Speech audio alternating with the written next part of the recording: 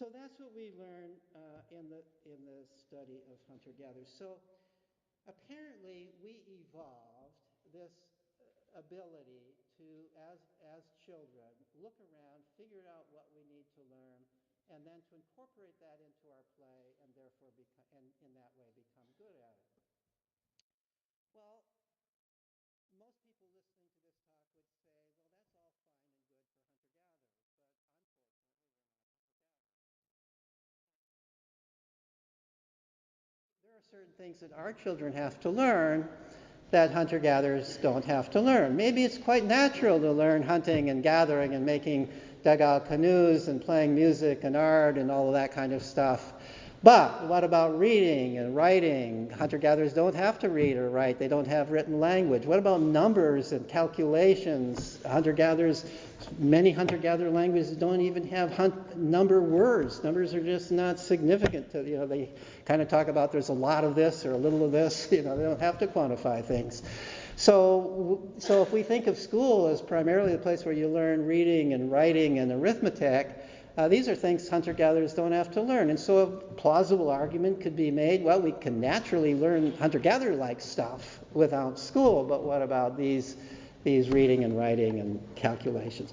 The other difference, of course, is that the hunter-gatherer culture is very public. The kids can see everything that adults do. It's all right there in front of them, and they can model. In our culture, that's not true. First of all, there's way more different kinds of ways of making a living. There's no easy way for kids to see it all. And we kind of segregate children away from the places where adults work, so they don't get much of a chance to observe it. So I would tend to believe this argument that I often hear from my colleagues that all fine and good for hunter-gatherers, but it doesn't have much to do about the question of education in our culture. I would be inclined to believe that were it not for the fact that by the time I did this hunter-gatherer study, I had already conducted research at the Sudbury Valley School and had already developed the understanding that if we provide appropriate conditions, these basic instincts that for acquiring the culture work perfectly well for things like reading and writing and arithmetic, that we don't need to teach these in any kind of way any more than hunter-gatherers would need to teach hunting and gathering and playing musical instruments and so on. So many years ago, I conducted a study of graduates of the Sudbury Valley School. Now, first let me tell you just a little bit about, for those who aren't familiar with the Sudbury Valley School, let me tell you a little bit about it. This is a school that's about to celebrate its 50th anniversary. So this is not a fly-by-night school. This is not an experiment. This is a school that's been around for a long time that has many, many hundreds of graduates.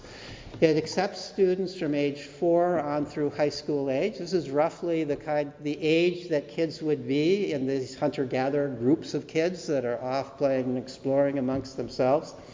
And it does not give them any curriculum. It does not test them. It does not do any of the kinds of things that are done at school. It does not offer courses. If children want to get together and want a course in something because they have some shared interest, they can organize one, and they can usually talk a staff member into leading it if they want a staff member to lead it.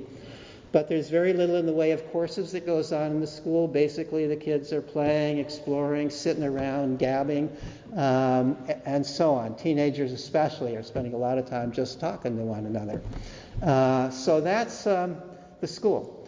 And many years ago, because my own son was insisting on going there, he was 10 years old at the time, and I was skeptical, I conducted a study of the graduates of the school. I thought, well, if my son is going to go there, I'm worried that in some ways his options might be cut short. If he's just going to play and explore, I can see why he would want to do that, but I don't want him living in my basement his whole life.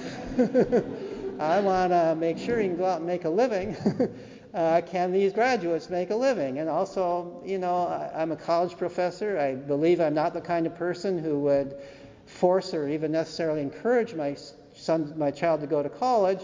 But on the other hand, I would want that to be an option, because there are a lot of jobs that depend on it. So at least the way our culture is now. So I was concerned, what can the graduates of this school do? So I did a study. Already at that time, the school had been in existence for about 13 or 14 years, and there were already about close to 90 people who I counted as graduates, who had been there for at least the last 2 years of what would have been their high school years, and many of them had been there for what would have been their K through 12 years someplace else, and who had been out for at least some period of time. I forget exactly what the period of time was. With the help of a part-time staff member at the school who collaborated with me in this study, we tracked down almost all of them and got almost all of them to respond. Something like 80% of that total number of roughly 90 graduates responded, filled out a pretty large survey. What I discovered allowed me to relax as a parent. The graduates were doing very well out there in the world. Even those who came to the school as troubled kids, as kids who were flunking out in public school, who were doing terribly in public, even they were doing well out there. In some ways, often just as well as others. It seemed like no matter why they came, it seemed like no matter what their basic personality was, they were doing fine out there in the world. Those who wanted to go to college, including, believe it or not, kids who had never taken a course before in their life, somehow got into college, including oftentimes very elite colleges, and were doing well there. How could that be? You know, we think of parents worry, schools worry, if your kid misses, God forbid, a few days of school, they'll be forever behind. I mean, here's kids missing the whole damn thing, and they're not behind. They're not behind. I was astounded. I mean, it turned upside down all of our cultural beliefs. Here's kids just playing and exploring.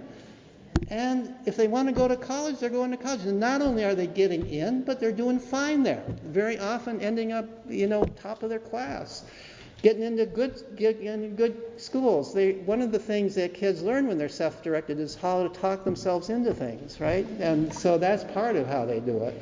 But they also become very good at figuring out how to learn, what it is they need to know. So you go into a course and you kind of believe the other kids have already taken courses in this, and so you sort of bone up a little bit. It turns out the other kids have forgotten everything anyway, but now you have boned up on it, so you're actually kind of ahead compared to the other kids. Every college professor, including me, is arrogant enough to believe that the high school teacher taught it wrong anyway, and so you're going to start from scratch. And, in fact, you kind of wish that they never had learned biology, because they certainly learned it wrong. And you've got to now unteach them all of that stuff. So these kids are coming not having learned anything wrong, and so they're actually at an advantage. I was afraid they would all become artists and musicians. Not that I have anything about artists and musicians, but a lot of them live in their parents' basements. So I was relieved to find out some of them become scientists, some of them become some of them become founders of businesses. My goodness, there was one of the people, the graduates, this was, as I said a long time ago, he was 22 years old at the time of the study. He was a kid who claims he had flunked out of public school at age 13. Came to Sudbury Valley, got interested in computers.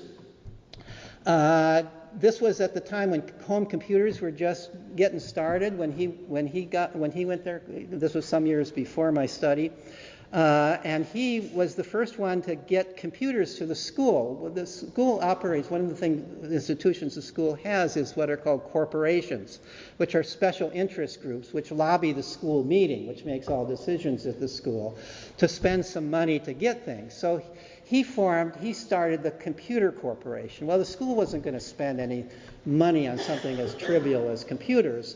So what he did is he called local computer companies in the Boston area and said, I'm the president of the Computer Corporation at Sudbury Valley School, and we would love to learn how to use your model of computer, and so on and so forth, and gave them the spiel. They didn't know they were talking to a 13-year-old, and he got computers donated to the school. He's the one who brought computers to the school and taught others. Well, he was 22 years old at the time of the study, and he was the founder and president of a multi-million-dollar software company, which he proudly told me that the school district that flunked him out was one of his clients. So that was So that's not necessarily a typical story, but there's some sense in which it is typical. One of the things that I found is that many of the graduates, in their play and exploration, developed certain kinds of passions when they were at the school. And a surprisingly large number of them were now making a living pursuing that same passion, doing essentially as an adult what they were doing in play as a child.